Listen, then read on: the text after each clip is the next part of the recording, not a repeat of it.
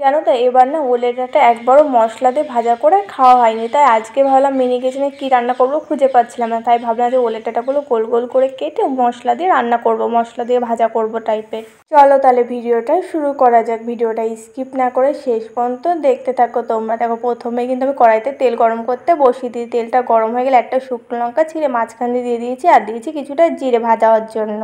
জিরেগুলো ভাজা হয়ে গেলে তার মধ্যে দিয়ে দিলাম কেটে রাখা ওলের ডাঁটাগুলো। ওলের ডাঁটাগুলো কিন্তু গোল গোল করে সুন্দর করে কেটে নিয়েছি। এবার ওলের ডাঁটাগুলো কড়াই তেলের পরে দেওয়া হয়ে যাবার খুন্তিতে একটু নাড়াচাড়া করে দিলাম। এবার এক এক করে মশলাগুলো দিয়ে দেবো। দিয়ে দিয়েছি প্রথমে পরিমাণ মতন কিছুটা হলুদ গুঁড়ো দেওয়া হয়ে যাবার দিয়ে দিয়েছি পরিমাণ মতন লবণ, তারপর দিয়ে দিয়েছি কিছুটা লঙ্কার গুঁড়ো, আর দিয়ে দেবো অল্প পরিমাণে কিছুটা জিরে গুঁড়ো। সব গুঁড়ো মশলাগুলো দেওয়া হয়ে যাবার খুন্তিতে আবারও নাড়াচাড়া করে দিলাম ওলের ডাঁটাগুলো। এবার দেখো সব গুঁড়ো মশলা দিয়েছি, তো এর জন্য অল্প পরিমাণে জল দিয়েছি। অল্প পরিমাণে জল দেবো, ওলের ডাঁটাগুলো মশলার সাথে খুব ভালো করে কষিয়ে নেবো একটু সময় নিয়ে।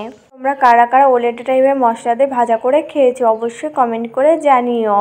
এখন কিন্তু ওলের ডাঁটাগুলো কিছুক্ষণ হতে দিতে হবে, তার জন্য আমি ওলের ডাঁটাগুলো একটা থালা দিয়ে ঢেকে দেবো, এতে করে তা ওলের ডাঁটাগুলো তাড়াতাড়ি করে সেদ্ধ হয়ে যাবে, তাড়াতাড়ি করে ভাজাটাও হয়ে যাবে। বন্ধুরা তোমরা যদি এখন আমার চ্যানেলটি সাবস্ক্রাইব না করে থাকো অবশ্যই মনে করে আমার চ্যানেলটি সাবস্ক্রাইব করে দাও। তোমাদের কাছে যদি ভিডিওটা ভালো লাগে তাহলে ভিডিও একটা লাইক করে দিও, আর পাশে থাকা বেল আইকনটা অবশ্যই মনে করে প্রেস করে রেখো, যাতে করে আমার পরবর্তী ভিডিওর নোটিফিকেশন সবার আগে তোমার কাছে পৌঁছায়। দেখো ওলের ডাঁটাগুলো কিন্তু অনেকক্ষণ আমি থালাতে ঢেকে রেখেছি, এবার থালাটা তুলে নিলাম। দেখো ওলের ডাঁটাগুলো কিন্তু সেদ্ধ হয়ে গেছে অনেকটা। আমি খুন্তিতে নাড়াচাড়া করে দিলাম ওলের ডাঁটাগুলো।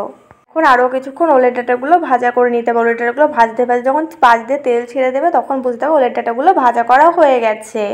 তোমাদের কাছে আজকে মিনি কিচেনে ওলের ডাঁটা ভাজা করা কেমন লেগেছে অবশ্যই কমেন্ট করে কিন্তু জানাতে ভুলবে না। আমার বাবা অনেকদিন বলছিল এবার জানিস তোমাদের ওলের ডাঁটা ভাজা করা খাওয়া হয়নি, তখন আমি বাবাকে বললাম আমি মিনি কিচেনে ভাজা করবো, তোমাকে ওখান দিয়ে দেবো, তুমি ওইটাই খেও। তোমরা একটু পাশে থাকলে মিনি কিচেনের ভালো ভালো রান্নার ভিডিও করে তোমাদের দেখাবো। তোমরা আমার মিনি কিচেনে আর কি কি রান্নার ভিডিও দেখতে চাও সেটাও কমেন্ট করে জানাতে পারো, তাহলে আমি তোমাদের পছন্দ মতো রান্নার ভিডিও করে দেখাতে পারি। এইদিকে দেখো তোমাদের সাথে কথা বলতে বলতে কিন্তু ওলের ডাঁটাগুলো ভাজা করে নেওয়া প্রায় হয়ে গেছে। তোমরা তো দেখে বুঝতেই পারছো ওলের ডাঁটা ভাজার থেকে কিন্তু সাইডে তেল ছেড়ে দিয়েছে, আর দেখো পুরো ওলের ডাঁটাগুলো সেদ্ধ হয়ে গেছে। এখন ওলের ডাঁটাগুলো সুন্দর করে আমি বাটিতে নামিয়ে নেবো। তোমরা কারা কারা ওলের ডাঁটা ভাজা খেতে চাও চলে আসতে পারো। আমি এইদিকে ওলের ডাঁটা ভাজা খেতে থাকি। তোমাদের কাছে ভিডিওটা ভালো লাগলে একটা লাইক করে দেওয়ার মনে করে চ্যানেলটা সাবস্ক্রাইব করে দিও। আজকে তাহলে আসি, দেখা হচ্ছে পরের ভিডিওতে।